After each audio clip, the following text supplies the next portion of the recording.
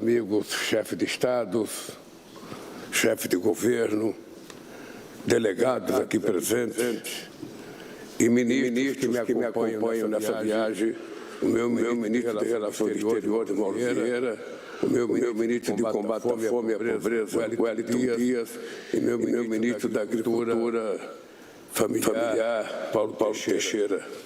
Amigos e amigas, celebramos neste fórum os 80 anos da FAO. Há 10 anos, tive o privilégio de participar da comemoração dos 70 anos dessa organização. Muito mudou nesse período. Vivemos, então, o entusiasmo da adoção da Agenda 2030. O mundo havia se unido em torno de objetivos comuns e caminhava rumo a um futuro promissor. Hoje, tanto nossa capacidade de agir coletivamente, quanto o otimismo que nos animava, estão abalados. Os desafios se aprofundaram, mas não temos alternativa senão persistir. Enquanto houver fome, a FAO permanecerá indispensável. É simbólico que sua fundação tenha precedido a própria ONU. Uma semana antes de os líderes mundiais se reunirem em São Francisco em outubro de 1945, representantes de mais de 40 países se encontraram no Canadá para criar essa organização. Quando o mundo emergia do seu momento mais sombrio, a comunidade internacional reconheceu que em seu futuro não havia lugar para a fome. O brasileiro Josué de Castro, que presidiu o Conselho Executivo da FAO nos anos 50, dizia que metade da humanidade não come e a outra metade não dorme com medo da que não come. O acesso a alimentos continua sendo um recurso de poder. Não há como dissociar fome das desigualdades que dividem ricos e pobres, homens e mulheres, nações desenvolvidas e nações em desenvolvimento. Nos anos 70, alguns acreditavam que a produção agrícola não acompanharia o crescimento populacional. O progresso tecnológico desbancou essa previsão. Hoje, o mundo produz comida suficiente para alimentar 1,5 vezes a população mundial. Ainda assim, 673 milhões de pessoas, segundo a FAO, estão em situação de insegurança alimentar.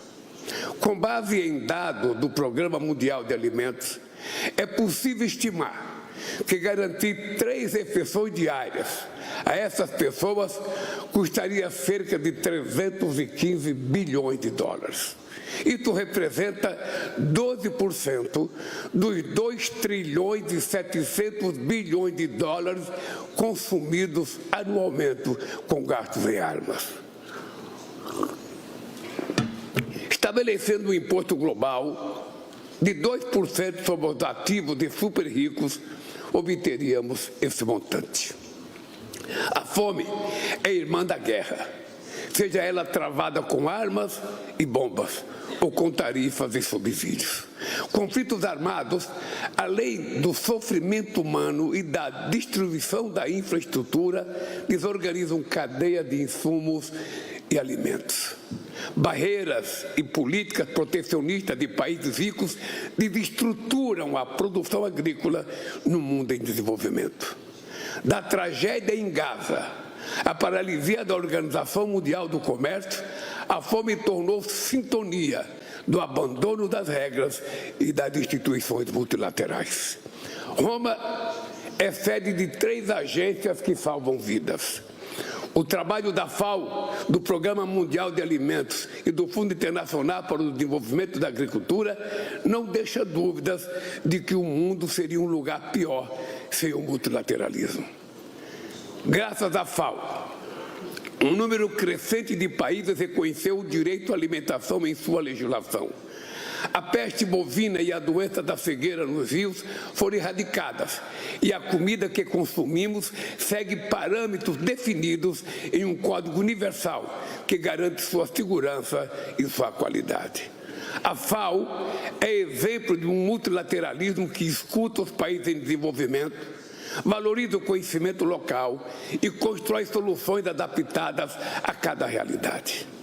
O Brasil tem orgulho de fazer parte da história desta organização. Seu apoio foi fundamental para fortalecer políticas brasileiras que se transformaram em referências global.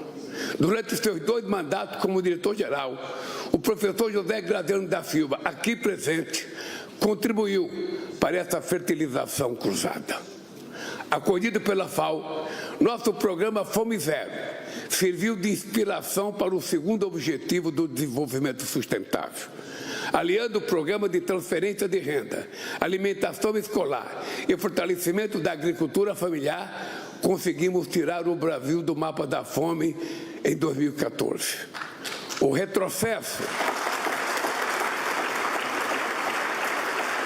retrocesso que vivenciamos nos anos seguintes demonstrou que o combate à fome devia ser a luta perene.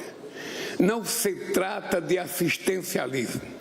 É preciso colocar os pobres no orçamento e transformar esse objetivo em política de Estado, para evitar que avanços fiquem à mercê de crises ou marés políticas. Mesmo líderes de países com orçamento pequenos podem e precisam fazer essa escolha. Desde 2023, temos trabalhado incansavelmente para reconstruir políticas sociais. As sementes que plantamos frutificaram.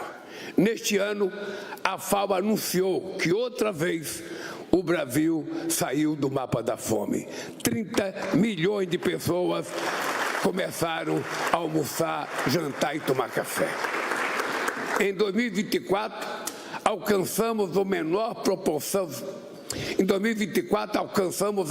proporção de domicílios em situação de insegurança alimentar grave da nossa história. Registramos ainda a menor proporção de domicílios com crianças menores de 5 anos em situação de insegurança alimentar grave desde 2004. Estamos interrompendo o ciclo de exclusão. Um país soberano é um país capaz de alimentar o seu povo. A fome é inimiga da democracia e do pleno exercício da cidadania. É possível superá-la por meio de ação governamental. Mas governos só podem agir se dispuserem de meios. Por isso, ampliar o financiamento ao desenvolvimento, reduzir os custos de empréstimos, aperfeiçoar sistemas tributários e aliviar a dívida dos países mais pobres são medidas cruciais. Não basta produzir, é preciso distribuir.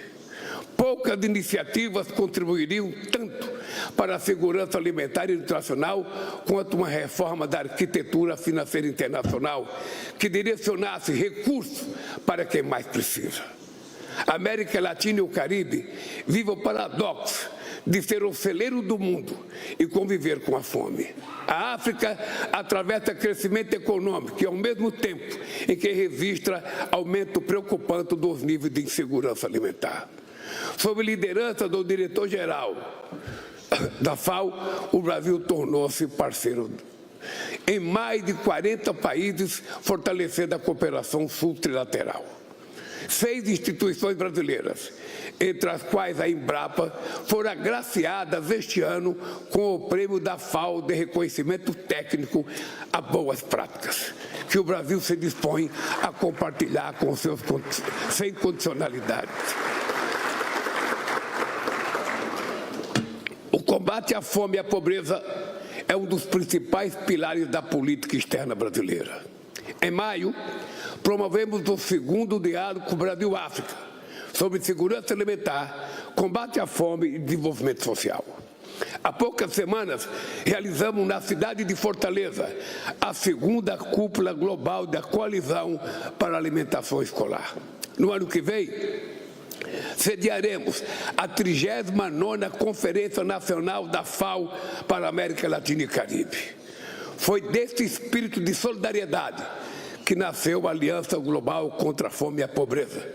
Lançada pela presidência brasileira no G20, ela já conta com 200 membros, dos quais 103 países. Hoje, inauguramos um mecanismo de apoio que impulsionará a implementação de projetos piloto em diversas regiões. Convidamos todos, mas todos mesmo, a contribuir com a iniciativa. Senhoras e senhores, um planeta mais quente será um planeta com mais fome. A escassez de água, a perda da biodiversidade e as catástrofes naturais afetarão a produtividade agrícola e o preço dos alimentos. As inovações técnicas e científicas que transformaram a agricultura no século XX ficaram conhecidas como a Revolução Verde. A mudança do clima exigirá de nós uma revolução mais verde e mais inclusiva. Mitigar as emissões do setor agrícola e adaptar sistemas alimentares a uma nova realidade climática são tarefas que demandam tecnologias e muitos recursos. Para que essa transição seja justa, é preciso redobrar a cooperação. Não haverá justiça climática se o enfrentamento ao aquecimento global não caminhar lado a lado com o combate à fome e à pobreza. Entrelaçar essas duas lutas será a missão da COP30 em Belém. As contribuições nacionalmente determinadas podem se tornar veículos para a promoção da segurança alimentar e nutricional. Isso é possível fomentando a agropecuária de baixo impacto ambiental, apoiando a agricultura familiar, produzindo bioenergia como alternativa renovável e compensando quem preserva a natureza. Vamos lançar em Belém o Fundo Florestas Tropicais para Sempre, um mecanismo inovador que vai remunerar tanto quem investe quanto quem mantém a floresta em pé. A FAO será uma parceira incontornável na construção de um futuro sustentável. No Brasil, a escritora brasileira Carolina de Jesus, mulher negra, que resistiu às aflições cotidianas dos moradores de uma favela em São Paulo, disse que a escravatura do mundo atual se chama fome. Nossa maior missão é concretizar a promessa inscrita na Constituição da FAO e livrar, enfim, a humanidade desse mal. Só vamos combater a fome, a pobreza e a desigualdade de forma eficaz quando os pobres deixarem de ser invisíveis para a elite política.